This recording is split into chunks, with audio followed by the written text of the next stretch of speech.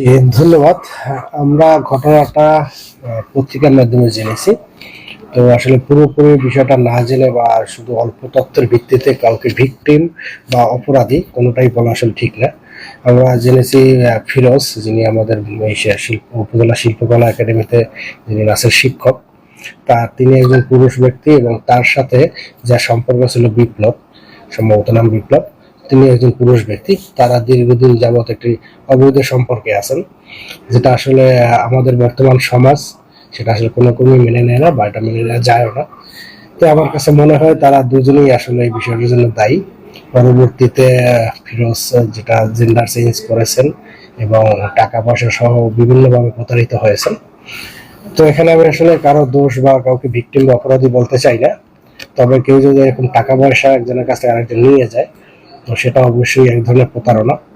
তো ফিরোজ যেহেতু আমাদের শিল্পকলাতে নাচ শিখায়, সাভারবাসী ফিরোজের নিকট অনেকাংশেই ঋণী এবং উপজেলা প্রশাসনও ঋণী। তো ফিরোজ যদি কোনো আইনি পদক্ষেপ নিতে চায়, তাকে যদি আমাদের কোনো ধরনের সহযোগিতা করার সুযোগ থাকে, তাহলে উপজেলা প্রশাসন থেকে আমরা অবশ্যই করব। ধন্যবাদ।